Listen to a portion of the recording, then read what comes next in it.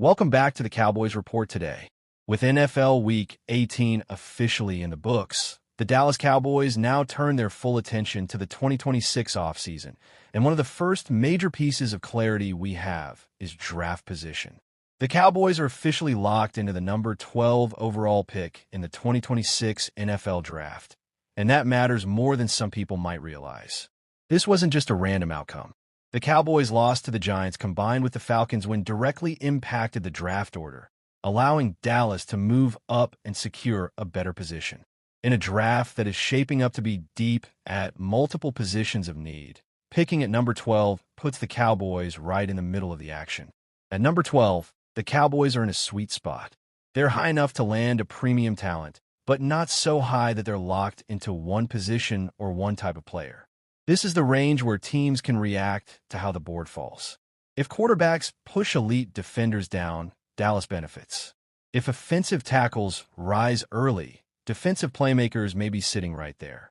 Flexibility is power on draft night, and the Cowboys will have it. As we look ahead to potential draft targets, one thing becomes clear very quickly. Defense is going to be a major theme. Linebacker, edge rusher, corner, and safety all show up when you start mapping out realistic options at number 12. That tells you a lot about how the Cowboys see their roster. This isn't about tearing things down. It's about upgrading speed, physicality, and long-term stability. One name that immediately jumps off the board is Arvell Reese, linebacker from Ohio State. Reese brings size, speed, and instincts, and he fits exactly what modern NFL defenses want at linebacker. He can move sideline to sideline, handle coverage responsibilities, and still come downhill with authority. Drafting a linebacker at 12 might not feel flashy to some fans, but it's the kind of move that stabilizes a defense for years. Reese isn't just a tackler, he's a tone setter. Staying with Ohio State, Sonny Styles is another name to watch closely. Styles is versatile, physical, and comfortable playing in space. He gives you flexibility in how you deploy your defense, whether that's as a hybrid linebacker, safety, or matchup piece against modern offenses. The Cowboys have struggled at times with versatility on defense, and Styles would directly address that issue. This is the kind of pick that defensive coordinators love, even if casual fans have to warm up to it. Then there's Caleb Downs, one of the most exciting defensive backs in the entire draft class. If Downs is available at 12, the Cowboys will have a serious decision to make. He brings instincts, range, and playmaking ability on the back end, something Dallas has been searching for consistently. A safety like Downs can erase mistakes, disguise coverages, and change the way offenses game plan. Drafting him would be a statement that the Cowboys want to control games defensively from the secondary out. Edge rusher is another position that cannot be ignored, and there are several names that make sense in this range. Reuben Bain Jr. out of Miami is a powerful, explosive edge defender who can win with strength and quickness. He brings energy, physicality, and upside. David Bailey from Texas Tech offers a different profile, with speed and bend that translate well to the NFL pass rush game. Keldrick Falk from Auburn is another intriguing option, known for his motor and ability to disrupt plays even when he doesn't get home. The Cowboys know that you can never have enough pass rushers, especially in a conference loaded with elite quarterbacks. Cornerback also looms large, especially with names like Mansour Delane from LSU and Jermad McCoy from Tennessee. Delane brings size and physicality, fitting the profile of an outside corner who can handle press coverage. McCoy offers athleticism and ball skills, giving you someone who can grow into a true number one corner over time. In today's NFL, cornerback isn't a luxury, it's a necessity. If the Cowboys believe one of these players can anchor the secondary, number 12 is exactly where you make that move. Offensively, there are a couple of names worth serious discussion. Jeremy Love from Notre Dame is a dynamic running back with burst, vision, and big playability. Drafting a running back at 12 is always controversial, but if the Cowboys believe Love is a true difference maker, it could reshape their offense. Meanwhile, offensive tackle prospects like Francis Magioa from Miami and Spencer Fano from Utah address long-term needs in the trenches. You win in the NFL by controlling the line of scrimmage, And investing in offensive tackle is investing in the future of your quarterback and your offense. When you step back and look at all of these names together, one thing becomes obvious. The Cowboys are positioned to draft a cornerstone player. This isn't about filling a temporary hole.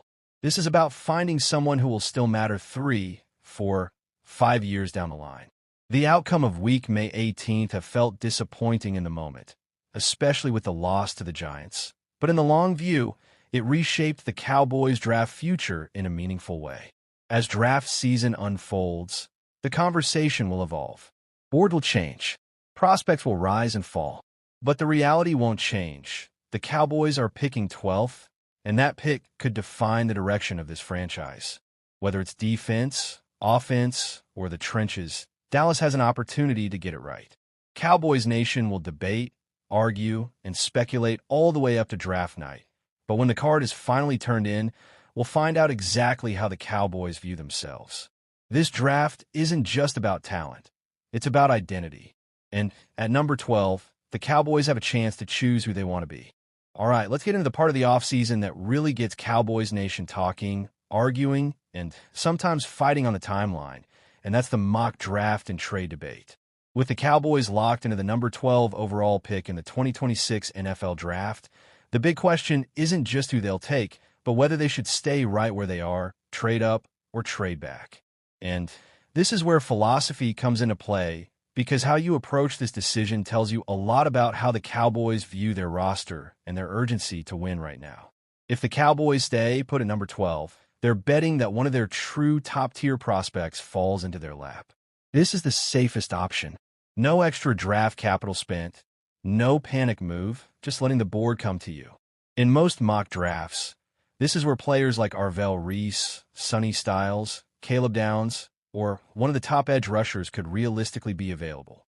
Staying at 12 means trusting your scouting department and trusting that patience will be rewarded. For a front office that values discipline, this approach makes a lot of sense. But now let's talk about trading up, because this is where things get controversial. Trading up from 12 would signal that the Cowboys believe there is a true difference maker at the top of the board who cannot be missed. Maybe that's Caleb Downs if he starts slipping but won't make it past the top 10. Maybe it's a dominant edge rusher like Reuben Bain Jr., who the Cowboys believe can change games immediately. Trading up costs draft capital, and that's the risk. You're sacrificing future depth for present impact. The question is whether this roster is close enough to justify that kind of move. If the Cowboys trade up, they're essentially saying, we know exactly who we want, and we're not leaving it a chance.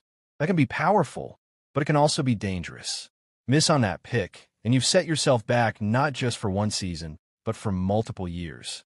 Cowboys fans have seen both sides of this before. Aggressive moves can redefine a team, but they can also haunt you. Now let's flip the script and talk about trading back, because this might actually be the most realistic scenario of all. Trading back from number 12 would mean the Cowboys believe the talent drop-off is minimal and that they can still land a quality starter later in the first round. This approach aligns perfectly with a team that wants more bites at the apple. More picks mean more chances to hit. If Dallas can move back 5 to 8 spots and still land a corner like Mansour Delane, an edge like David Bailey, or a tackle like Spencer Fano, while adding an extra second or third-round pick, that's a win on paper. The risk with trading back is obvious. You might miss out on your guy.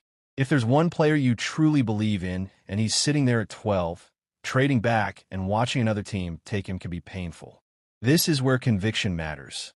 Do the Cowboys have a clear top target, or do they see this draft as a cluster of similarly graded players? That internal board will decide everything. Now, let's put this into a mock draft context. Imagine the top of the draft goes heavy offense early, quarterbacks, offensive tackles, maybe a wide receiver or two. Suddenly, defensive players start sliding. At 12, the Cowboys could be staring at a dream scenario where Caleb Downs or Arvell Reese is still available. In that situation, trading back becomes much harder to justify. You take the player, turn the card, and don't overthink it. On the other hand, imagine a board where the top defensive names are gone, and you're looking at multiple edge rushers, corners, and offensive linemen with similar grades. That's when the phone should be ringing. That's when a trade back makes sense. You accumulate value, Stay flexible and let the draft come to you. This is how smart teams stay competitive year after year. What about offense? That's where the Jeremiah Love debate comes in. Taking a running back at 12 will divide the fan base immediately. Some will argue he's a game changer who elevates the entire offense. Others will say the value simply isn't there. In a trade-back scenario, drafting Love later in the first round suddenly feels more reasonable. Context matters, and draft position changes perception. When you zoom out, the mock draft and trade debate isn't really about one pick. It's about identity. Are the Cowboys a team that plays it safe and trusts development? Are they a team willing to take a big swing for immediate impact? Or are they a team that prioritizes volume and flexibility? Each option tells a different story about how the Cowboys see their window. At number 12, the Cowboys control their destiny more than people realize. They don't have to force anything. They don't have to panic. But they also can't afford to be passive. The best drafts are proactive without being reckless. As draft night approaches, the Cowboys front office will be judged not just on the player they select, but on the path they chose to get there. Whether they stay, move up, or move back, that decision will echo long after the pick is announced. And for Cowboys Nation, that's what makes this draft so fascinating. The 2026 NFL offseason is officially here. And for the Dallas Cowboys, this is the part of the year where everything slows down on the field but speeds up behind the scenes. When the games stop, the real work begins. And for this franchise, that work comes with pressure that very few teams in the league truly understand. The Cowboys don't evaluate seasons the same way other teams do. They don't ask if they were competitive or if they showed progress. They ask one question: did this team move closer to a championship? And once again, that question doesn't have a comfortable answer. Right now, the biggest cloud hanging over this offseason is the future of Matt Eberflus. Officially, no decision has been announced. Unofficially, around the NFL, the expectation remains that Eberflus is going to be fired. That expectation didn't come from one bad performance or one ugly loss.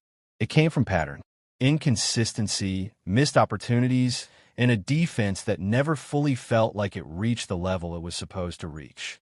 In Dallas, you don't get unlimited time to figure things out. The standard is immediate impact, and when that standard isn't met, patience wears thin very quickly. What makes this situation more complex is the timing and the messaging coming from the Cowboys themselves. Brian Schottenheimer recently spoke about the team's timeline, and his words were deliberate. He talked about going through the process, doing the work, and not rushing any decisions. He mentioned the next 10 to 12 days as a critical evaluation period. On the surface, that sounds responsible, even smart. But in the NFL, not rushing doesn't mean standing still. While the Cowboys are evaluating, other teams are interviewing, negotiating, and locking in their futures. Time is a resource in this league, and how you use it often determines whether you're ahead or behind. Pause. Compare patience versus urgency. Give an example from past Cowboys off-seasons. If and when the Cowboys move on from Eberflus, the next question won't just be who replaces him, but what direction the franchise truly wants to go. Are the Cowboys still committed to building around defense? Or do they believe the modern NFL demands an offensive-minded leader? This roster has talent on both sides of the ball, but talent alone doesn't create identity. Identity comes from coaching, from philosophy, from the way a team responds when things go wrong. The next head coach will have to do more than call plays. He'll have to manage personalities, handle pressure, and make adjustments in real time. Coaching the Cowboys isn't just a football job. It's a leadership test under constant scrutiny. While fans tend to focus on coaching, the front office is also preparing for some of the hardest decisions of the offseason: roster cuts. Every year, teams talk about culture and loyalty, but the salary cap doesn't care about feelings. The Cowboys will have to identify players whose contracts no longer match their production, players whose health has become a concern, and players who may not fit the scheme of the next coaching staff. These decisions are never easy, especially when they involve veterans who have been part of the locker room. But if Dallas wants flexibility, these moves are unavoidable. Championships are built by tough choices made early, not comfortable ones delayed too long. According to ESPN, The Cowboys' expected off-season plan of attack reflects their traditional philosophy. Stability at quarterback remains a priority. The draft will be the primary tool for adding depth and youth. Free agency will be approached carefully, not aggressively. This isn't a team that wants to win March headlines. It's a team that wants to win in January and February. The risk, of course, is that conservative approaches can fall behind in an aggressive league. Other teams are willing to take bigger swings, and sometimes those swings change the balance of power. The Cowboys believe discipline wins in the long run, but belief alone isn't enough without results. As the next 10 to 12 days unfold, everything connects. The coaching decision affects the roster. The roster affects the draft strategy. The draft strategy shapes the 2026 season. This is how off-seasons quietly define franchises. There may not be a single headline-grabbing moment, but the accumulation of these decisions will tell us exactly who the Cowboys are and where they're going. The team says it's about the process, and now they have to prove that the process leads somewhere different than it has in recent years. Cowboys Nation has heard the promises before. This offseason isn't about words, it's about outcomes.